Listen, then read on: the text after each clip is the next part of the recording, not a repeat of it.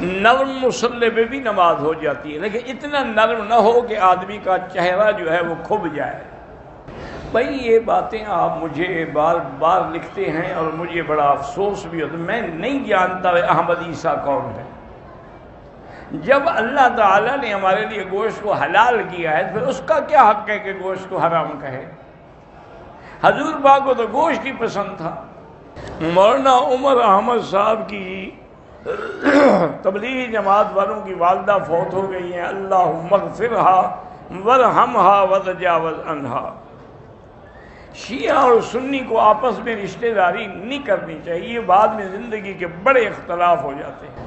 والدہ نے ذوالحلیفہ سے احرام باندھا، مکے پہنچنے سے 15 منٹ پہلے ناک سے خون جاری ہوا، کپڑے اور بازو پہ خون لگا، خون کے لوتھڑے تھے۔ ان کا عمرہ ٹھیک ہے، خون لگا تو کوئی بات نہیں، صاف کر کے عمرہ کرے۔ دو بھائیوں نے عمرہ ادا کیا اور بعد میں ایک دوسرے کے سر پہ حلق کیا، بالکل جائز ہے۔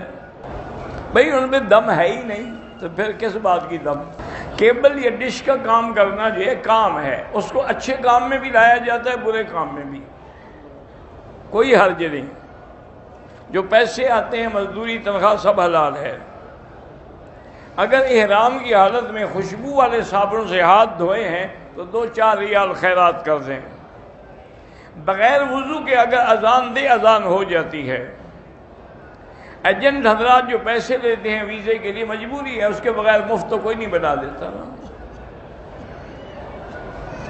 اگر ناخن توڑ کے کمرے میں پھینک دے کوئی نحوست نہیں ہوتی۔ تم خود جو ناخنوں کے ساتھ کمرے میں رہتے اس سے نحوست نہیں ہوتی؟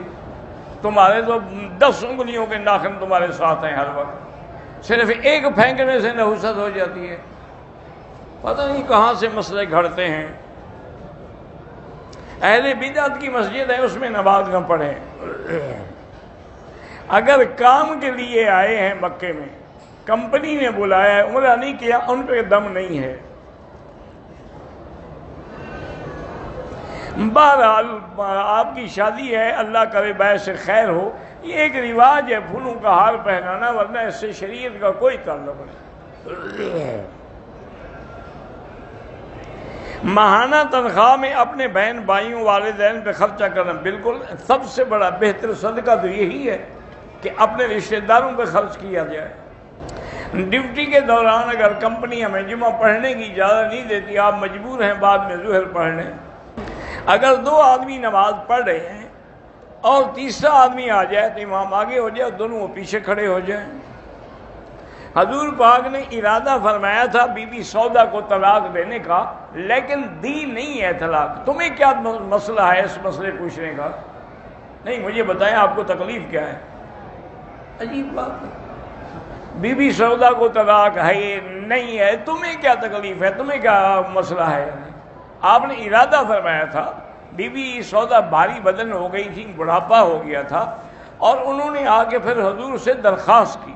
انہوں نے کہا کہ یا رسول اللہ انی لا اشتہی الرجال، آپ جانتے ہیں کہ اب مجھے ان مردوں کی خواہش نہیں رہی، میں اس قابل بھی نہیں رہی، میں صرف یہ چاہتی ہوں کہ آپ مجھے طلاق نہ دیں تاکہ جنت میں آپ کی بیوی بن کے اٹھوں، لہذا میں اپنا دن جو ہے، اپنی نوبت جو ہے وہ بی بی عائشہ کو دیتی ہوں۔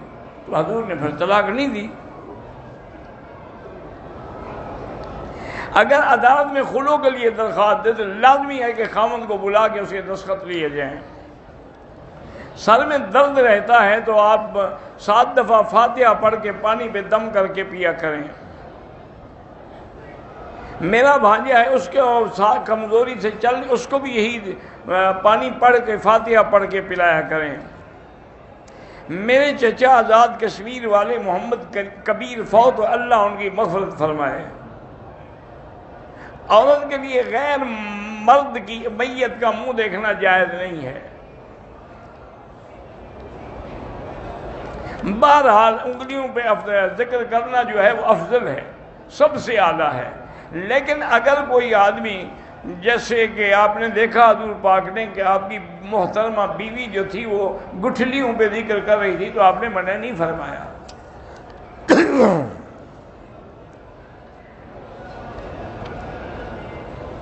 عمرے کی ادائیگی کے دوران میں موزے یا چمڑے والی ایڑی نہیں پہنی جا سکتی۔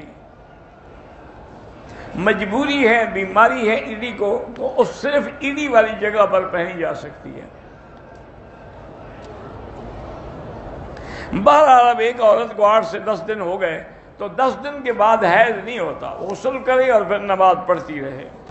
بہرحال ایک ضعیف عورت ہے، حرم میں وضو ٹوٹ گیا سونے کی وجہ سے، تو اب حمام دور ہے، وہ نہیں پہنچ سکتی، تو خشک مٹی کے ڈیلے پہ تیمم کر سکتی ہے۔ تیمم اس وقت ہوتا ہے جب پانی نہ ہو، یہاں تو حرم میں بھی پانی موجود ہے۔ میری والدہ نے طواف کیا، 2 رکعت پڑھے، زمزم پی، لیکن صفا مروہ کے 2 چکر لگائے، 2 چکر لگانے سے صفا ادا نہیں ہوتی، ان پہ دم پڑ گئی۔ بہرحال میں کہتا ہے کہ میں نے مدینہ منورہ میں جمعہ کے دن دیکھا کہ بہت سارے لوگ صحن میں امام سے بھی آگے نماز پڑھے، ان کی نماز نہیں ہوتی۔ ہندوستان کے مسلمانوں پہ اس وقت بہت بڑا ابتلا کا دور ہے۔ اللہ ان مظلوموں کی مدد فرمائے اور اللہ تبارک و تعالی ظالموں کو اپنے قدرت سے، اپنے قہر سے عذاب نازل فرمائے۔ میں نے حدیبیہ سے احرام باندھا، طواف کیا، یاد آیا انڈرویئر، پھر میں نے اتار کے دوبارہ طواف کیا، ٹھیک ہو گیا۔ یہ پہلے بھی پوچھ چکے ہو، وہی سوال بار بار کیوں پوچھتے ہو؟ اذان کا جواب کیسے دینا؟ جو وہ کہے تم نے وہی کہنا ہے، اللہ اکبر، اللہ اکبر، اللہ اکبر۔ کسی آدمی نے 3 یا 4 مہینے کی مہلت پر کوئی چیز ادھار لی تھی، لیکن وہ مہلت سے پہلے فوت ہو گیا، تو اب اس کے رشتہ داروں کو اسی مہلت کے بعد وہ ادا کر دینے چاہیے۔ ہمارے گھر میں چونٹیاں ہیں تو ان کے لیے کوئی دوائی ڈالتے تاکہ وہ بھاگ جائیں۔ میری خالہ کا رشتہ ٹوٹ گیا ہے، عمر بھی زیادہ ہے، رشتہ نہیں ہو رہا، تو سورۃ الرحمن پڑھ کے دعا کرتی رہے۔ گورنمنٹ کا یہ ڈیوٹی ہے، وہ کہتے ہیں کہ آپ باہر کام نہیں کر سکتے، بہرحال باہر کام کریں گے تو وہ منع ہے۔ جب آپ کی ڈیوٹی ہے، آپ کا معاہدہ ہے، آپ معاہدے کے پابند ہیں کہ باہر کام نہیں کریں گے۔ شافعی مسلک کا آدمی اگر امام ہو، بالکل اس کے پیچھے بھی نماز جائز ہے۔ یہاں دیکھا نہیں ہے کہ حنبلی اور مسلک لوگ ہیں اور ساری دنیا ان کے پیچھے نماز پڑھ رہی ہے، کوئی جھگڑا نہیں۔ کوئی شخص طائف زیارت کی غرض سے جائے، عمرے کا نیت نہ ہو، اس کو احرام باندھنا ہوگا۔ یہ کہ ڈیوٹی ہو، کوئی سرکاری کام ہو، پھر کوئی حرج نہیں۔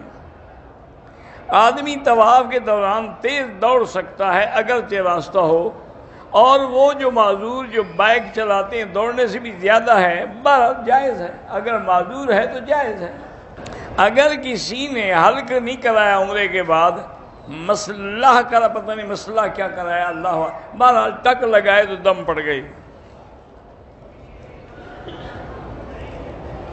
میری بیوی مدینے میں حیض ہوا، میقات میں جب پہنچی تو صاف تھی، عمرے کی نیت کر لی، پھر اسے پتہ لگا کہ ابھی وہ ٹھیک نہیں ہے، تو بہرحال اب وہ انتظار کرے، جب وہ حیض سے پاک ہو پھر جا کے عمرہ کرے، لیکن احرام میں ہے، وہ احتیاط کرے باقاعدہ۔